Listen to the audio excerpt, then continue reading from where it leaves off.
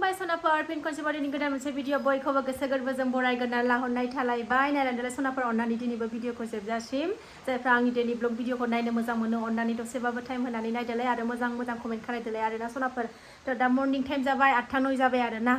morning ब्लगखौ जागायनानै लालायबाय बिमा फिसा साथामजोंनो फिसाजोआ थांबाय स्कुलाव अखायाबो मोनानिफ्रायनो फ्रि हागासिनो दं दाबो हागासिनो दं दिना ओरैबायदि गुसु सनाफोर फुंनि खामानि जोबस्रांजोब्बाय साखि बाखि होनानै लाखांबाय आङो ओमफ्राय फिसाजोखौ अखा हाबाय थादों नालाय ओमफ्रायो लोगोजोंसो हरफाबाय आरोना लोगो ओमफ्रायो दा लायनांगौ ओमफ्राय स्कुलावबो खामानि दं थांनांगौ बेखौनो थांनो ओंखारखाबाय ओमफ्राय अखाखौ एसे गारगोन ना गारा नेगासिनो दं गाराबाथ' गारासै टट'जोंनो थांनांसिगोन आंबो लामायाव टट' लानानै थांनोसै स्कुलाव दा दिनैनि ब्लगनि गेजेरजों मा देखायलांनो हायो देखायनोसैलाय सनाफोर फिसा थफ्ला गुमियाथ' थांबाय नोंस्रा गुमिया गाबोनसो सहैगोन बियो दाहाय दिनैनि 1थायावसो नालाय दा सानसुनि 1थायावसो ट्रेना बारा गोजान नंखाया खाथियानो ओमफ्राय गाबोन सहैगोन बियो थ' नायलांदो सनाफोर मा देखायलांनो हायो देखायलांसै आं दाबो जेबोआनो जायाखै ओंखामजों दालिजों फिसाजो जानो होनायखाय संनानै जाहोहरबाय फिसाजोखौ ओमफ्राय आं दासो जानोसै आरोना सासेयाबो गेलेगासिनो दं नै दिनैनिफ्राय आंनि खामानिखौ हमफिनलायनोसैलाय आरोना सनाफोर मोनफ्रोमबो खामानिखौनो हारसिंनो मावजोबनांसिगोनलाय गुमै थाबा गुमैया हेल्प खालायो एसे गुमैनि आंनि खामानिखौबो अबेबा खामानिखौ गुमैया हेल्प खालामनानै होयो दाथ' उफाय गैया लामा नायनोबो रावबो गैला आंनो मावखानांगोन आंनो थांखानांगोन अबा थांनांगौबाबो माबा लायनांगौबाबो ओंखायनो एसे थुमना लागोनसै ओमफ्राय थांबाय थानोसै स्कुलाव बोथोरानो नै सनाफोर एकदम गारनायनि नामानो गैया अखायानो बे अखाया गारनाय नङा कालि फुजासिम हासिगोनसो खोमा एकदम फ्रिनो हरसे हाखाबाय बेबायदिनो बारासो हाबावबाय नै दौ बाबायाबो मुजायाबो उल्था फाल्था गानबावदों गुसुथार दिना मा सना मा एखे बाबायाबोलो गालांबाय आंनि फिसाखौनो गालांबाय बाबाया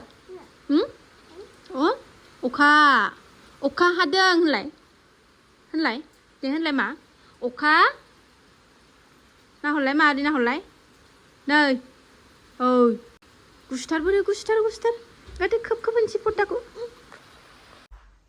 अन्थाव बाथावनो सनाया उन्दुफिनबाय आरो आं ब्रेकफास्ट खालायगौ मानि गावनो जुबुर जुथुरनो लानानै उन्दुबाय गोजांदों खोमा सनाया दहाय फुङावनो सिखारदों आरो आं फुजा होनो नागिरबानो दुगैखांबानो सिखारबाय बियो माबासोआव 6थासोआव ओमफ्रायो उन्दुफिननो लेंदोंमोन आरो आंखौ ओमफ्राय आं बेजों उन्दुफाबाथाय आंहा खामानियानो नै हास्लाबनाय नङा बिब'खौ स्कुलावबो आगार हरनांगौ ओमफ्राय बिस्रानि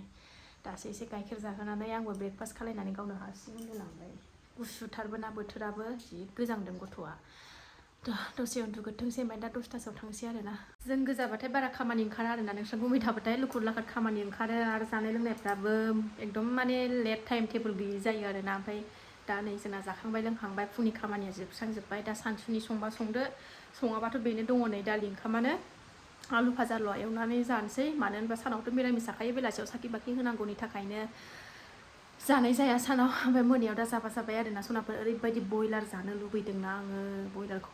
जायैयानो गोबावथारसै नोंस्रा गुमै फैनायनिफ्रायनो बयलारखौनो मोनजायाखै आंहा बयलारखौसो साबसिन गोथावसिन मोनो आरोना दाउ लकेलफोरनिफ्राय ओमफ्राय दा लाबोनानै जाफैथारगोन आं मोनायाव आंनि एसे साबसक्राइबारफोरनि सनाफोरनि भिडिअस आंनि साबसक्राइबार सनाफोरनि आंबो माने एसे भिडिअ नायनोसै आरोना मानो मोनलाय एसे आंबो बे टाइमावनो टाइम माथो खालामनो खामानिथ' गैया नालाय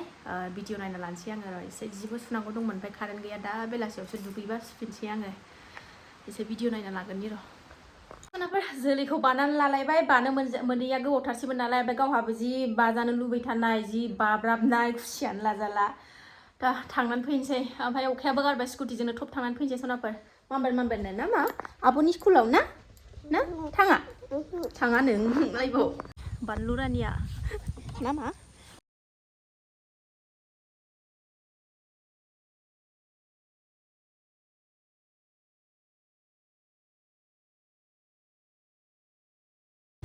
थांगासिनो दङ नै गेट नाम्बार 1जोंसो हाबनांगौ नालाय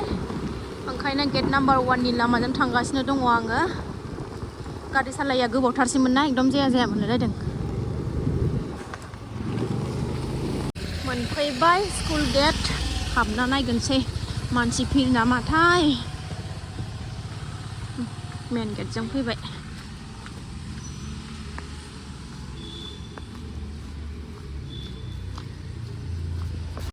भिर गैया खोमा खालामनानै थांजोब्बाय आं एसे सानजौनानै फैबायना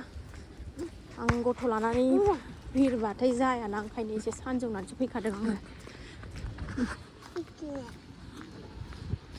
गेट नाम्बार 1 2 जायनि बे आब'नि स्कुल आब' दैजिनि स्कुल नोंबो एबि होननांगौ ना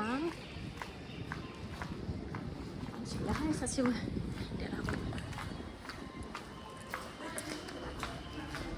जाबाय सनाफोर जेने थेने सार्भार डाउननो दहाय थाब थाब जादोंमोननो फुङाव ओमफ्राय दा नै 11ता बारनायखाय थाबानो जाया ओमफ्राय जि गोबाव नेनांबाय ओमफ्राय गोरलै दंखायोसो थाब बानायनानै हरग्रोबाय आरोना नङाबा गोबाव नेबावनांगौमोन थांनोसै सिंग्रा गुदुं गुदुं लांफानानै जाहैसै औ थांसै न'आव अखा हालायबाय नै फ्रि फ्रिनो अखा हालायबाय दाउ बयलार लांफानोसै ने बाजों स्कुलनिफ्राय फैबाय सिंग्राबो लाबाय न'आव सफैफिनबा सनाफोर नै बोख्लानानै होजोब्बाय फिसाजो सिंग्राखौ जाना लांगोनसै गुदुं गुदुंथार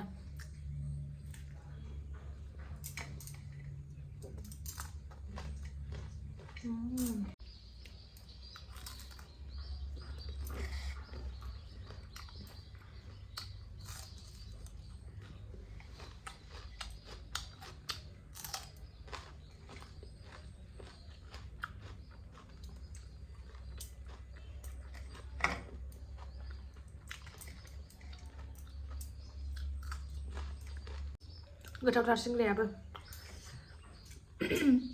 फिसा फिसानो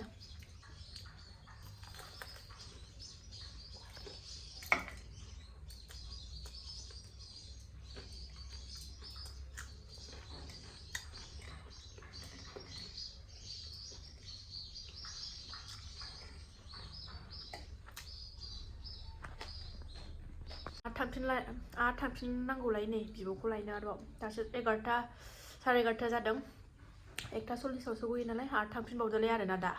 1:40 गयो नालाय बिदिनो 1:30 ओंखारलाङो आङो